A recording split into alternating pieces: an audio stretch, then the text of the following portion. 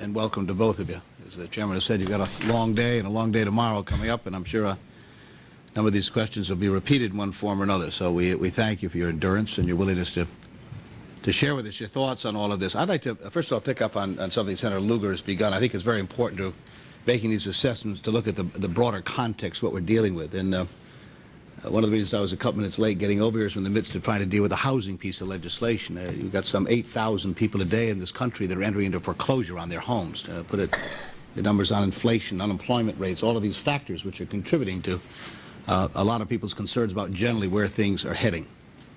I'd like to focus, if I can, just on two quick questions. One, I think more specifically for you, General, to respond to, and one for the Ambassador. One has to do with the condition of our troops. I think all of us here, certainly at this dais, representing our constituency, whatever views we have on policy, there's an incredible admiration for what our men and women are doing in uniform. You've both raised it. It's been raised by others. It's very important, I think, that our troops know that. Arguments over policy are one thing, but our commitment to these men and women serving, no division whatsoever. But I was sort of surprised and stunned on some of the recent numbers. A study done by the Department of Defense found that with each additional deployment, soldiers are 60% more likely to develop severe combat-related stress issues, while a study conducted by the Surgeon General of the Army found that soldiers suffering from high levels of combat stress are twice as likely to find themselves in a situation where they are in violation of the armed forces' ethics, standards, and 7 times more likely to hit an Iraqi civilian. So I'd like to ask you, if I could, General, as someone who has really written the book on counterinsurgency, and I say that with great admiration for your background and abilities, what impact is this, the stress of repeated combat tours having on our military's ability to effectively conduct the counterinsurgency campaign? What effect could such high levels of combat stress have on soldiers who must regularly interact with and ultimately win the hearts and minds argument?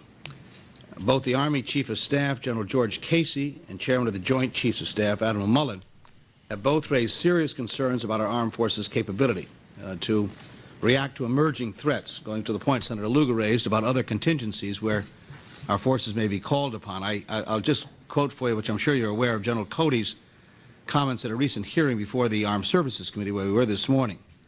And I think in relationship to the surge, talking about the surge, he said right now all the units that are back at home stationed are training to replace next units in Afghanistan and Iraq. If the surge comes down the way we predict and we get so many troops back and brigade combat teams back, and we can get the dwell time right, we'll start getting those units trained to full spectrum readiness for future contingencies.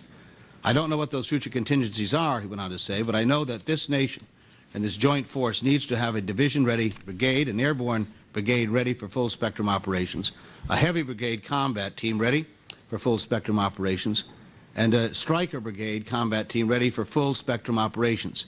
And we don't have that today. He went on to say, right now, as I've testified, and I've been doing this for 6 years, I was at G3 of the Army and Vice Chair now for almost years, and I've never seen our lack of strategic depth at where it is today.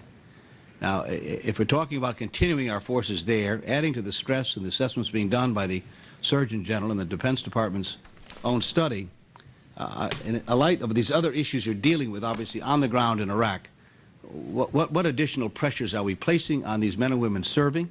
What additional pressures are we placing on ourselves and our ability to respond to other contingencies, given the pressures that have been recognized by some of your colleagues here at the Department of Defense? Well, let me talk about Iraq, Senator. Obviously, that's what I'm riveted on, and that's what my mission is. When I got back to Iraq in February 2007, there were 2 enormous changes.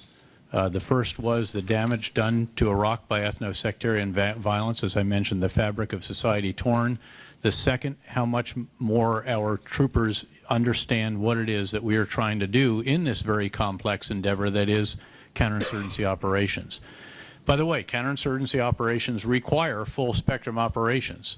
They require offense, and we do a lot of it. In the past year, we did the Ramadi clearance, Bakuba, South Baghdad. Some of these were certainly multiple battalions and beyond brigade combat team operations. These are big operations, in other words, not just hearts and minds activities.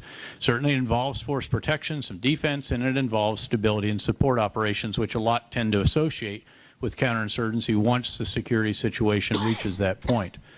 Our troopers really very much understand it, and they are far better at this, far better because of changes made in the institution, in the Army, that General Cody is the Vice Chief of, in the training of our troopers, their education of the leaders, the collective mission rehearsal exercises, the lessons learned process, and all the rest of that. Now, there's no question but that these multiple tours have put enormous strain on the force. Absolutely. It is something, again, I am personally very keenly aware of. Paradoxically, re-enlistment rates seem to be quite high. Again, I track the units in Iraq, and one of the divisions that is there on its third tour, in fact, getting ready to come home, is a unit that a division commander reported the other day that met their re-enlistment goal for the entire fiscal year at this point right now, obviously about halfway into it. So again, while the troopers very much feel the strain, while I would personally welcome, I look forward to the opportunity for the Army and so forth to come back to 12-month tours, vice 15th month, which are particularly difficult. The troopers that we see in Iraq are doing a magnificent job. They also happen to be the best equipped force.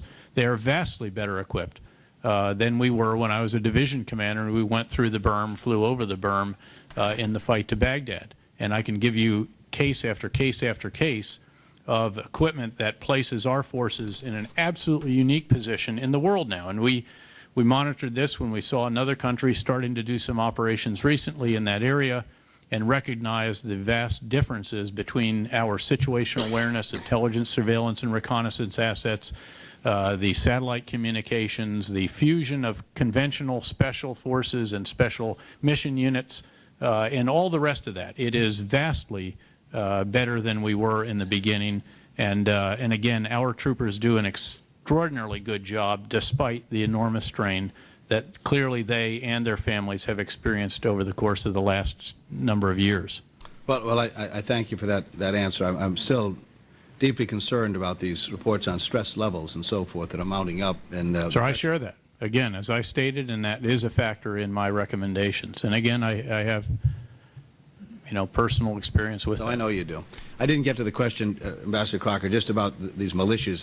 Again, the good news is this awakening and dealing with the Sunni militias dealing with al-Qaeda is the good news. It's not a long-term strategy, and exactly the point I think Senator Biden was driving at, in a sense here, we're arming and engaging these militias and at the same time strengthening or calling for a strengthened central government to respond to all of this.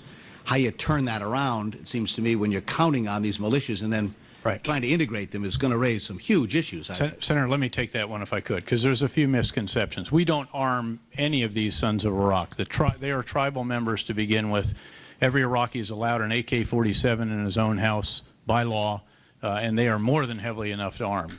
What we have done is we stood by them initially when the first tribe came forward in October 2006 before the surge. But then subsequent to that, as the chain reaction took place in Ramadi and went up and down the Euphrates River Valley in the early spring and then summer of 2007, enabled by the additional forces out in Anbar, then in Baghdad, South Baghdad, Diyala, and so forth.